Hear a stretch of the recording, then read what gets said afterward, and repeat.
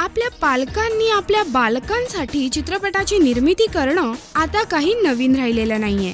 आणि त्यातच सचिन पिळगावकर आता आपल्या मुलीसाठी एकुलती एक चित्रपट तयार करतायत, ज्यात खास बाप लेकीची ऑन स्क्रीन केमिस्ट्री पाहायला मिळेल. पण त्यापूर्वी या बाप लेकीची ऑफ स्क्रीन केमिस्ट्री पाहूया. आपल्या एकुलत्या एक मुलीची काळजी घेणं ओघाने आलंच, पण तिचा मेकअप ठीक आहे की नाही, तिने मीडिया समोर कसं बोलायचं, इथपासूनच्या सगळ्या गोष्टींकडे सचिनजींचं लक्ष होतं. पण तिथवर बाबा थांबतील थोडं. त्यांनी हेही सांगितलं की माझी मुलगी असली तरी काय झालं, तिने चांगलं करायलाच हवं. फक्त माझी मुलगी असून किंवा सुप्रियाची मुलगी असून तिला सगळे मार्क थोडेच मिळणार आहेत. तिला काम करून दाखवावं लागेल, तरच तिला मार्क्स मिळेल आणि तरच ते मिळावेत असं मला वाटतं.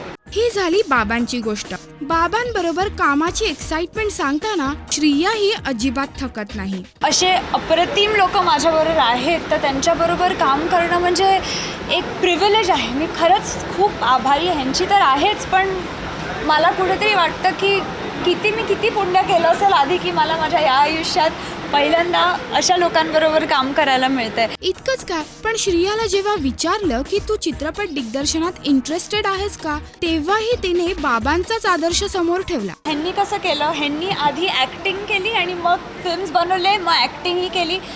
मला कितपत ते मॅनेज जमणार आहे मला माहीत नाही अजून, पण पुढे बघूया. मला ह्यांच्यासाठी इनफॅक्ट एकदा पिक्चर लिहायचं आहे नक्की, आणि डिरेक्टही करायचं आहे, ते प्रोड्यूस करतील. बाप लेकीची ही ऑफ स्क्रीन केमिस्ट्री तर मस्तच होती, लोभसवाणी होती. चित्रपटातील काही स्नॅप्स पाहिले तर असं वाटतंय की पडद्यावरची केमिस्ट्री ही जबरदस्त असणार आहे.